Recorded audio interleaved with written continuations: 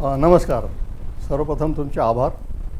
या चॅनलवर यायला नेहमीच चांगलं वाटतं, कारण की विश्लेषण खूप चांगल्या प्रकारे केलं जातं. आता प्रश्नाकडे वळूया की 7 मेला आपलं ऑपरेशन सिंदूर सुरू झालं होतं मागच्या वर्षी. याची आपण पार्श्वभूमी बघितली तर का झालं आहे ऑपरेशन सिंदूर?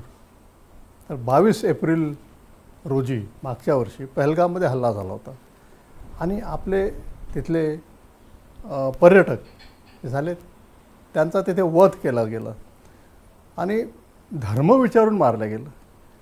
म्हणजे आपल्यासाठी एक खूप मोठी बाब होती आणि त्याचं प्रत्युत्तर आपण ज्यांनी हे केलं त्यांना द्यायलाच हवं होतं. सर, याच्या आधी जर तुम्ही बघितलं तर सर्वात पहिले पुरीमध्ये सर्जिकल स्ट्राईक झाला होता 2016मध्ये. जसं केल्याबरोबर 1 महिन्याच्या आतच आपण त्याला प्रत्युत्तर दिलं. बालाकोटमध्ये म्हणजे पहलगाम आपला पुलवामा हल्ल्याच्या बाबतीत लगेच आपण 1 महिन्यात प्रत्युत्तर दिलं आणि आता 22 एप्रिलला झालं आणि आपण 7 मेला प्रत्युत्तर दिलं. म्हणजे आता पाकिस्तानला हे कळायला लागलं की प्रत्युत्तर मिळणारच. तर त्यामुळे थोडीशी त्यांच्या मनात दगदग आहे. तर आपण कसं बदललो, काय बदललो हे सांगायच्या आधी मला वाटतं की आपण स्ट्रॅटेजिक लेवलवर काय निर्णय घेतले. सगळ्यात पहिले सगळ्यात मोठा निर्णय, सगळ्यात महत्त्वाचा निर्णय आपण सांगितलं की 1960ची इंडस वॉटर ट्रीटी ही सध्या होल्डवर आहे, आम्ही त्याला मानत नाही. आणि त्यामुळे जर तुम्ही बघितलं तर आपण त्यांना जास्त पाणी देत होतो आणि ही आपलं मोठं मन होतं. आणि जर आता आपण बंद केलं आणि ॲक्च्युली आपण थोडा वेळ लागेल आपल्याला पूर्ण पाणी वगैरे वळवायला, आणि तसं केलं तर पाकिस्तानला इकॉनॉमिकली खूप मोठा धक्का, ते त्यामधून सावरणं थोडं कठीण होईल. ही एक मोठी गोष्ट झाली. म्हणजे blood and water cannot flow together असं जे म्हटलं होतं, तो त्यांना खूप मोठा आघात होता. ती एक मोठी गोष्ट. मग दुसरी गोष्ट जी आपण विजिबल असायला पाहिजे, म्हणजे सशस्त्र सेनेच्या साह्याने आपण काहीतरी करायला पाहिजे. आणि मग 7 मेला आपण त्यांच्यावर हल्ला केला. मग आतापर्यंत आपली तयारी कशी होती 7 मेपर्यंत? ते 2013-14 पासून भारताची सशस्त्र दलांची क्षमता खूप मोठ्या प्रमाणात वाढत गेली. म्हणजे आता मला एक्झाम्पल द्यायचं असलं तर 2016 साली आपली निर्यात हथियारांची, ॲम्युनिशनची फक्त 137 कोटी होती आणि आज ती जवळपास 30,000 कोटीच्या दरम्यान. म्हणजे या क्षेत्रात आपण किती, म्हणजे तयारीच्या क्षेत्रात किती झालं. आणि मी तुम्हाला सांगू इच्छितो की आपल्याजवळ सध्या केव्हाही काही जरी झालं तरी आपण असं नाही म्हणू शकत की माझ्याकडे दारुगोळा नाही, मी तयार नाही. आपण नेहमीच तयार आहे. आणि ती 2013-14 पासूनची स्थिती आतापर्यंत आहे. मग ऑपरेशन सिंदूर नंतर काय बदललं? ऑपरेशन सिंदूर तुम्हाला आठवत असेल की आपण मुख्यत्वाने ड्रोन आणि अँटी ड्रोन्स, म्हणजे पाकिस्तानने ड्रोन केले आणि आपण अँटी ड्रोन हे केलं.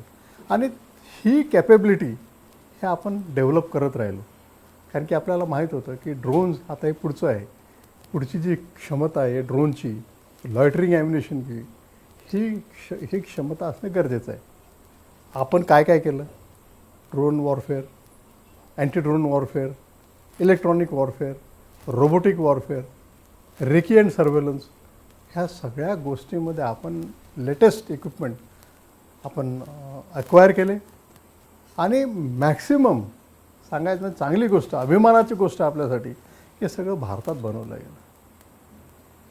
काही बाहेरून आणलं, त्याचे पार्ट्स आहेत, पण जसं 80-20 किंवा 60-40, 60 भारतात, बाहेरून 40 असं करत आपण हे केलं. त्याच्यामुळे आपण पूर्ण सज्ज होतो कोणतेही अटॅक करायला किंवा आपल्याला डिफेंड करायला आपण पूर्णत्वास सिद्ध होतो. तर ही एक मोठी गोष्ट झाली. सिंदूरमध्ये काय केलं आपण? सिंदूरमध्ये आपण 9 टार्गेट घेतले 7 मेला. 7 टार्गेट आर्मीने उडवले, 2 टार्गेट एअरफोर्सने उडवले.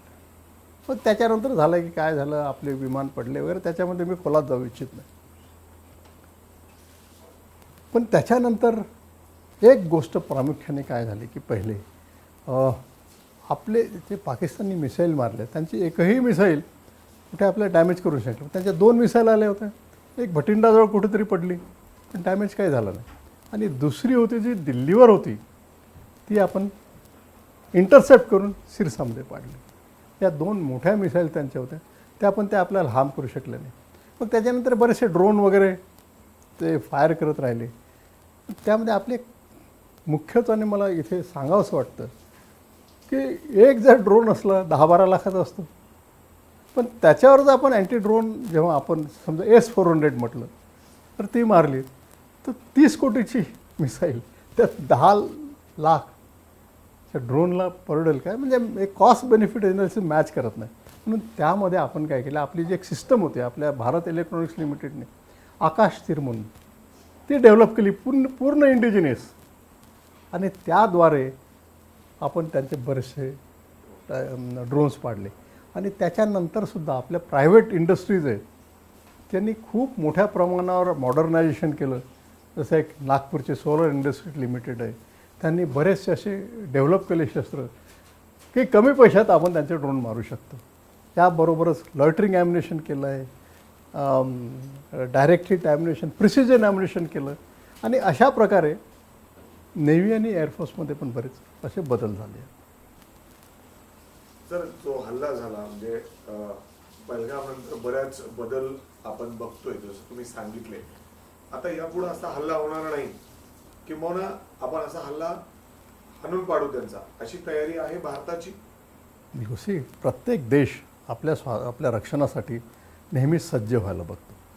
आणि जसं मी सांगितलं, आपला देश तर खूप मोठ्या प्रमाणावर अशा आपली रक्षा याच्यासाठी आपली तयारीसाठी आपण सज्ज आहे, बऱ्याच दिवसापासून तयारी करत आहे. त्यामुळे मी निश्चितपणे सांगू शकतो की आपला देश सध्या स्थितीला आपण कोणत्याही आक्रमणाला तोंड देऊ शकतो. आणि त्याबरोबर आपला देश उपकरण, ॲम्युनिशन, आर्म्स या सगळ्या गोष्टींमध्ये बराच पुढं गेलेला आहे. नेव्हल वॉरफेअर, एअरक्राफ्ट या सगळ्या आता भारतात बनायला लागले. तर त्यामुळे अशा येत्या काळात असं होईल की आपण पूर्णतः आपल्यावरच we will fight the next war, India will fight the next war with Indian weapons. ही एक मोठी आमची टॅगलाईन आहे, India will fight next war with Indian weapons. Sir, त्याचबरोबर असे जे हल्ले होत आहेत आपण प्रत्युत्तर देतोय, त्यामुळं इतर देशांना हे कळून चुकलंय की ईट का जवाब पत्थर से मिलेगा या मुंहतोड जवाब मिलेगा. हे तर नक्कीच आहे. पाकिस्तान मेनली असं आहे की आपल्या ज्या ॲडव्हर्सरीज आहेत, जसं पाकिस्तान आहे, चायना जसे मोठे आहे, ते मॅच्युअर कंट्री आहे, ते असं एकदम ॲक्शन घेणार नाही कधी. तर पाकिस्तानला हे कळून चुकलं आहे की आपल्याला काही करायचं असेल याचं प्रत्युत्तर मिळेल, आणि त्यामुळे जे काही करायचं असलं ते विचारपूर्वक करायला पाहिजे. तर जसं आता तर आपण इंडस वॉटर ट्रीटी बंद केली, त्यांनी सांगितलं दिस ॲक्ट ऑफ वॉर. आपण ठीक आहे, ॲक्ट ऑफ वॉर ठीक आहे, मग काय करणार तुम्ही? जेव्हा आपण सज्ज असतो आणि आपल्या रक्षणात पूर्णतया समर्थ असतो तर ते काय करू शकणार आहे? पाकिस्तानला जेव्हा 2 दिवसातच 7, 8 आणि 9 मेला मग सीजफायरचा त्यांचा कॉल आला, 2च दिवसात कळून चुकलं की हा जो भारत आहे हा जुना भारत नाही. जसे म्हणतात तर नक्कीच हा नवीन भारत आहे, आणि या नवीन भारताचे खोड काढायचे असले तर काहीतरी आपल्याला नवीनच करावं लागेल. एबीपी माझा, उघडा डोळे बघा नीट.